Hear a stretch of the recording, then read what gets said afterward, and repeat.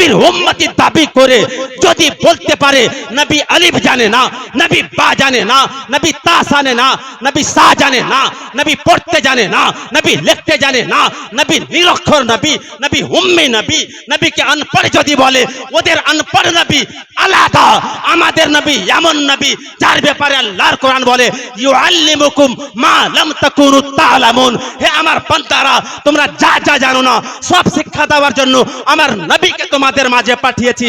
আমার নবী সব জানে। এই নবীকে যারা বলে নিরক্ষর নবী, তাদের সাথে আমাদের ঐক্য হতে পারে না। বিভিন্ন রাস্তা মানুষ অবলম্বন করেন। কেউ টাকা পয়সা একত্রিত করেন, ধন সম্পদ জমা করেন যেন ধন সম্পদের মাধ্যমে মর্যাদা পায়। কেউ রাজনীতি করে মর্যাদা অর্জন করতে চায়।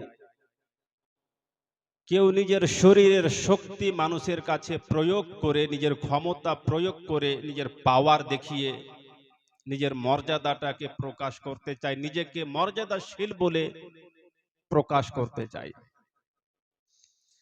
যত রকমেরই রাস্তা আছে এগুলো সব প্রকৃত মর্যাদার বিষয় নয়। কেননা আল্লাহ তাবারক ওয়া তাআলা বলছেন পবিত্র কোরআন, ইয়ারফা'ুল্লাহুল্লাযীনা আমানু মিনকুম ওয়াল্লাযীনা উতুল ইলমা দারাজাত। আল্লাহ তাবারক ওয়া তাআলা তোমাদের মধ্যে যে সমস্ত ব্যক্তি ঈমান আনায়ন করেছেন আর ওই ঈমানদারদেরকে আল্লাহ, ওই ঈমানদারদের মধ্যে আল্লাহ যাকে ইলম দান করেছেন, আল্লাহ তাবারক ওয়া তাআলা তাকে মর্যাদাশীল করেছেন, তার মর্যাদাকে উঁচু করে দিয়েছেন, বাড়িয়ে দিয়েছেন। তাহলে বোঝা গেল আল্লাহর কোরআন যেই মর্যাদার কথা বলছে, ওই মর্যাদা যদি পেতে চাও তাহলে ইলম অর্জন করতে হবে, জ্ঞানী হতে হবে, জ্ঞানার্জন করতে হবে, আলিম হতে হবে। কোন জ্ঞানের কথা এখানে বলা হয়েছে? জ্ঞানের সোর্স কি? জ্ঞান তো অনেক রকমের আছে। জ্ঞানের সোর্স হচ্ছে দুইটি। জ্ঞানটা আসে কোথা থেকে? জ্ঞান আসে, ইলম আসে কোরআন থেকে আর সুন্নাহ থেকে। আল্লাহর কোরআন থেকে, নবীর সুন্নাহ থেকে। আর আলিম ওলামা এই জ্ঞানকে মানুষের মাঝে ছড়িয়ে দেওয়ার দায়িত্ব নিয়েছেন। মানুষের মাঝে এই জ্ঞানকে প্রকাশ করার, ছড়িয়ে দেওয়ার, পৌঁছিয়ে দেওয়ার দায়িত্ব হচ্ছে ওলামায়ে কেরামদের উপর। অতএব কেউ যদি এই জ্ঞানের আলিম ওলামার অবমাননা করে, তাদের তুচ্ছ তাচ্ছিল্য যদি কেউ করেন, তাদের অসম্মান যদি কেউ করেন, তো এই আলিমের সম্মান শুধু আলিম পর্যন্ত আর সীমিত থেকে যায় না। আলিম আলিম হয়েছেন নবীর ইলম পেয়ে, কোরআনের ইলম পেয়ে। কেউ যদি আলিমকে ঘৃণা করে, কোরআন ঘৃণা করা হবে, নবীকে ঘৃণা করা হবে। কেউ যদি আলিমকে অবমাননা করে, কোরআনের অবমাননা হবে, নবীর অবমাননা হবে। কারণ এই আলিমের মধ্যে যে আল্লাহর কোরআনের ইলম আছে, নবীর হাদিসের ইলম আছে। এই জন্যই বলা হয়েছে সমাজে আমরা আলিমকে, আমার মসজিদে ইমামতি করে, মসজিদের আমি সেক্রেটারি, মসজিদের আমি ক্যাশিয়ার, গ্রামের আমি মডল বলে আলিম ওলামাকে এমন এমন ভাষা আমরা প্রয়োগ করি। কত বড় যে ভুল হয়ে যায়। মাঝে মধ্যে আলিমের সাথে লাগতে গিয়ে বেঈমান পর্যন্ত হয়ে যায়। ফতোয়ার কিতাবে লেখা আছে, আলিমকে যদি উলাইম তাচ্ছিল্যের জন্য, তার তাওহীনের জন্য তাকে যদি এইভাবে বলে, কোন আলিমের যদি কেউ তাওহীন করে, তার অবমাননা করে, তো আলিমের তাওহীন করার জন্য ব্যক্তিটা কুফর করে দিল, তার বৈবাহিক সম্পর্ক পর্যন্ত বিচ্ছেদ হয়ে যায়। আছেন কোথায়? এই জন্যই মুসলমান আলিমের তাওহীন শুধু আলিম পর্যন্ত সীমিত থাকে না। ইলমের সোর্স বলে দিয়েছি নবীর হাদিস কোরআন। যার মধ্যে নবীর ইলম আছে ওকে আল্লাহ তাবারক ওয়া তাআলা মর্যাদাশীল করেছেন।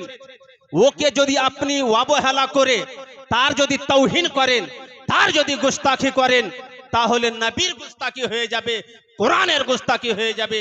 এই জন্য ঈমান পর্যন্ত চলে যাওয়ার সম্ভাবনা আছে। এই জন্য খুব সতর্ক থাকতে হবে। এই আলিম সম্প্রদায় আছে, এই জন্যই আজকে মসজিদ আবাদ, আলেম আছে, দিনের বার্তা আপনার কাছে পৌঁছাচ্ছেন দায়িত্ব নিয়ে। আপনার বাপ মারা যায়, আপনি বেটা হয়েও বাপের জানাজা পড়তে পারেন না, এই আলিম আছে বলে জানাজাটা হয়ে যায়। দুয়া ফাতিহা সবকিছু আলিমকে নিয়ে, খতনা হয় আলিমের দরকার, বিবাহ হয় আলিমের দরকার। আলিমের যখন ডাকে ডাকে দরকার আছে, আলিমের মর্যাদা যে আল্লাহ দিয়েছেন। আপনি দেখবেন এই যে আলোচনা সভা, যখন ধর্মীয় সভা লাগে, আজকে অনেকের ছেলে এখানে আলিমের কি বলে হাফেজের পাগড়ি পাবে, যার সিনাতে 30 পারা কোরআন, কেউ কারিয়ে কোরআন হচ্ছে, কেউ হাফিজে কোরআন হচ্ছে। ওই সমস্ত মা বাপ যারা আছেন তাদের জন্য তো খুবই আনন্দের বিষয়। আপনি আপনার বেটাকে এখানে পড়িয়ে হাফিজে কোরআন, আলিমে কোরআন যে করলেন, কারিয়ে কোরআন করলেন, তো এর জন্য আপনার ছেলে শুধু মর্যাদাশীল হয়েছে তা নয়, আপনিও মর্যাদা পেয়েছেন। আর আপনার ছেলে অন্য কোনো সাধারণ স্কুলের লেখাপড়া করার ছেলের মতো মর্যাদা পায়নি। আপনার ছেলে এমন মর্যাদা পেয়েছে, ওর মধ্যে যে কোরআন আছে, পুরো কোরআন আছে, কোরআনের ইলম আছে। এই জন্যই স্কুল থেকে পাস করা একটা মাস্টার যদি হাই স্কুলের থাকে, এই কাঁড়ি বিছানো আছে, এখানে ও শ্রোতা হয়ে থাকবে। আপনার ছেলের উপরে কোরআন আছে, অন্তরে কোরআন আছে। এই জন্য আল্লাহ তাবারক ওয়া তাআলা আপনার ছেলের মর্যাদাকে স্টেজ করে দিয়েছে। দেখেন তো কত বড় মর্যাদা। এবার যার মধ্যে কোরআনের ইলমও আছে, যার মধ্যে দ্বীনের ইলম আছে, দুনিয়ার ইলম আছে, ওর মর্যাদার তো তুলনাই করা যাবে না। আর মাওলানা সাবির আলাই মাদ্দাজিল্লাহুল আলী, আমার কাছের বন্ধু, এই যে মাদ্রাসা পরিচালনা করছেন, তো এই মাদ্রাসাতে 2 ধরনের শিক্ষাই কিন্তু দেওয়া হয়। মাওলানা সাবির বিচক্ষণতার সহিত এখানে কোরআনের শিক্ষাকে যেমন আম করেছেন, হাদিসের শিক্ষাকে যেমন আম করেছেন, তাফসীর যেমন শিক্ষা দেওয়া হয়, ফিকাহ যেমন শিক্ষা দেওয়া হয়, তার সাথে সাথে শরীয়তের সাথে সাথে ধর্মের ইলমের সাথে সাথে আধুনিক শিক্ষার ব্যবস্থা এখানে রাখা হয়েছে। কারণ জানে মাওলানা সাবির সাহেব আমার মাদ্রাসা থেকে ছাত্র এইভাবে শিক্ষিত হয়ে যাক, যখন এখান থেকে কোরআনের শিক্ষা নিয়ে যাবে, দুনিয়ারও শিক্ষা নিয়ে যাবে।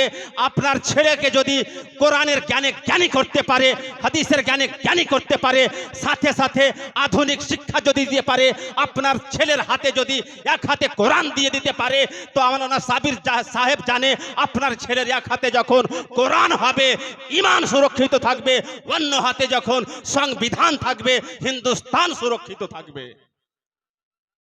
এই ব্যবস্থাটা করেছে কিন্তু। এই জন্য ছেলেদেরকে আপনারা দেন, পড়ান।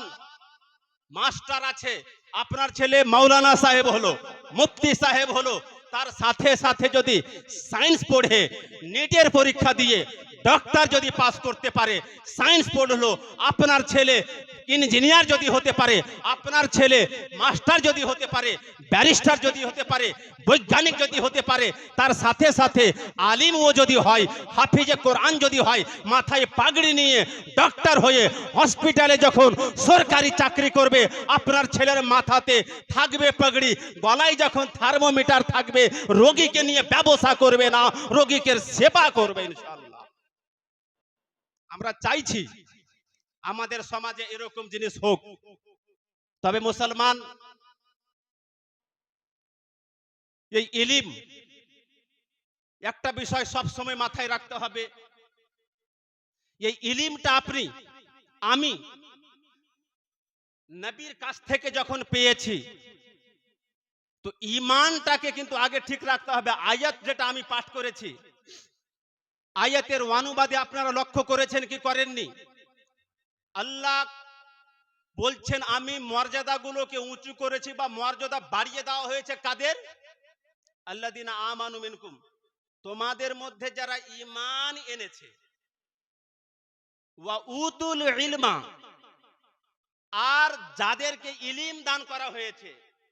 বুঝা গেল একটা ঈমানের কথা বলছেন, তারপরে ইলিমের কথা এখানে বলা হয়েছে। মানে আগে ঈমানদার হতে হবে। ঈমানদারকে যদি আল্লাহ ইলিম দেন, তার মর্যাদা বড় হবে। আর কারো কাছে যতই ইলিম থাকুক না কেন, ঈমান যদি না থাকে, তার মর্যাদা বড় হবে না। তো ঈমানটাকে প্রাধান্য দেওয়া হয়েছে, আগে ঈমানদার হতে হবে। ঈমান কার নাম এটাকেও বুঝতে হবে। কারণ দুনিয়াতে সবাই কিন্তু একটা ঐক্য চাই, সবাই চাই। মুসলমান এত দলে দলে কেন বিভক্ত হয়ে থাকবে? আমরা সবাই একই প্ল্যাটফর্মে আসব। সবাই যদি একই প্ল্যাটফর্মে চলে আসি, তাহলে মুসলমান শক্তিশালী হবে, মুসলমান নিজের শক্তি প্রকাশ করতে পারবে, নিজের পাওয়ার দেখাতে পারবে। মুসলমান দলে দলে বিভক্ত কেন? এখানেই তো বুঝার বিষয় আছে।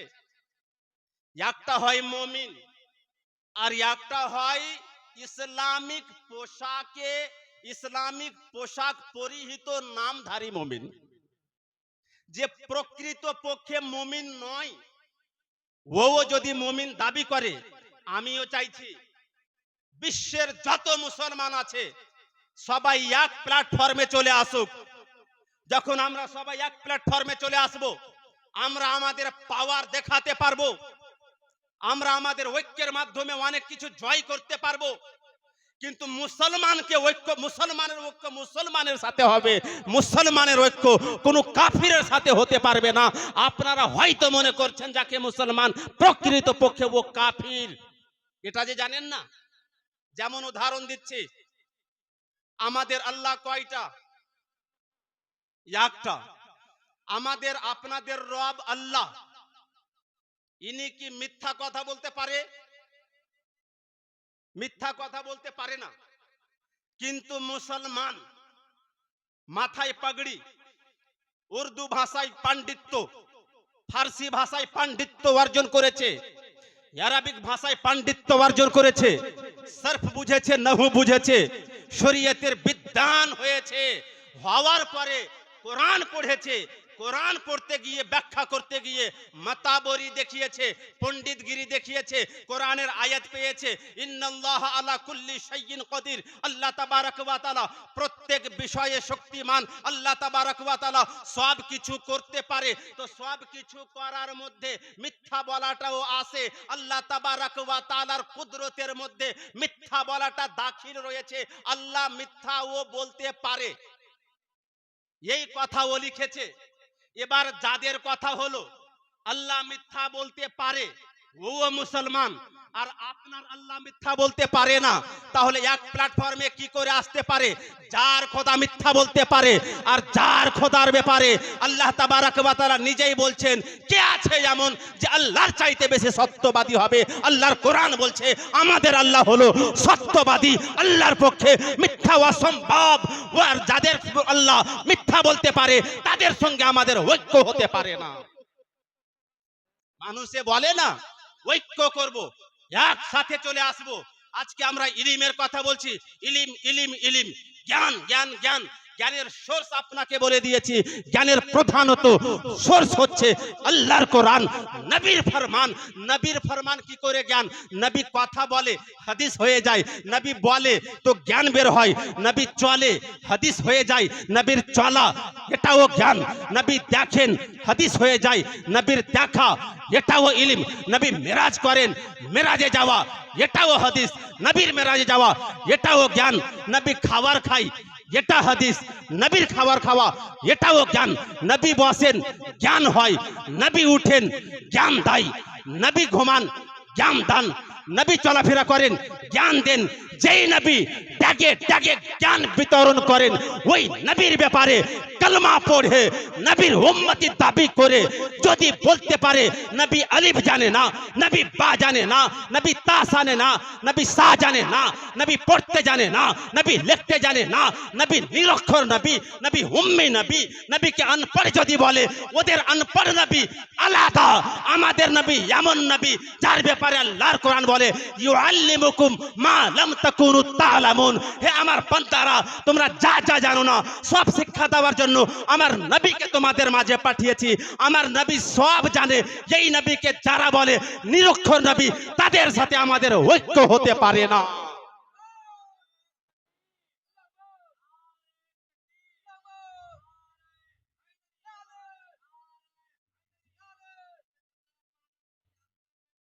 নবীকে নিরক্ষর বলে, এ কথা কি আপনারা শুনেননি? নবী যদি নিরক্ষর হয়, দুনিয়াতে কোনো ব্যক্তি অক্ষর জ্ঞানী হতে পারে না। নবী যদি আনপড় হয়, দুনিয়াতে কোনো ব্যক্তি পড়নেওয়ালাও হতে পারে না। বুখারীর ভুল ব্যাখ্যা দেয়, বলে পবিত্র কোরআন যখন নাজিল হয়, ইকরা বিসমি রাব্বিকাল্লাযী খলাক, আল্লাহ মানব জাতিকে বার্তা দিচ্ছেন প্রথমেই নিজের রবের নামে পড়ো। জিবরিল ওহী নিয়ে আসলেন, নবীকে পড়তে বললেন, নবী বলছেন মা আনা বিকারিন, আমি পড়তে জানি না। নাউজুবিল্লাহ বলেন। কিতাবে লিখছে নবী নাকি বলছে আমি পড়তে জানি না। মা আনা বিকারিন কথা ঠিক আছে, আমরা জানি আলিম মানে জাননেওয়ালা, হাফিজ মানে याद रखने वाला, কারি মানে পড়নেওয়ালা। নবী বলছেন তুমি আমাকে পড়াচ্ছ, তোমার কাছে আমি পড়নেওয়ালা নয়, আমি তো পড়ানেওয়ালা। মানা বিকারিন মানে হলো I am not a student, আমি পড়নেওয়ালা নয়, I am sent as a teacher বুইস্তু মুআল্লিমান, আমাকে আল্লাহ পড়ানেওয়ালা করে পাঠিয়েছেন, আমি দুনিয়াকে পড়াবো, দুনিয়ার কাছে আমি পড়বো না। এমন কি জিবরিল তোমার কাছেও আমি পড়বো না। ছিল কোথাকার কথা, নিয়ে গেল কোথায়। এই জন্যই মুসলমান বুখারী শরীফের যে হাদিসটা পাঠ করেছি, হ্যাঁ, ওই হাদিসের মধ্যে যে বলা হয়েছে আল্লাহ যার সঙ্গে ভালাই চান তাকে ধর্মের জ্ঞানী করেন। নবী বলছেন I am distributor and Allah is বেস্টুবার, আমি বন্টনকারী, আল্লাহ দেনেওয়ালা। তো ইলম যদি নিতে হয় নবীর কাছ থেকে নিতে হবে। যেই নবী ইলম বাঁটে ওই নবী নিরক্ষর হতে পারে না। আর নবীকে নিরক্ষর বলে দিয়ে যতই পাগড়ি লাগিয়ে দিক, বুখারী যতই পড়ে নিক না কেন, সে আলিম হতে পারে না। দেনেওয়ালা যদি নিরক্ষর হয় তো লেনেওয়ালা কি করে আলিম হতে পারবে? ওয়াখিরু দাওয়ানা আলহামদুলিল্লাহি রাব্বিল আলামিন। আসসালামু আলাইকুম ওয়া রাহমাতুল্লাহি ওয়া বারাকাতুহু।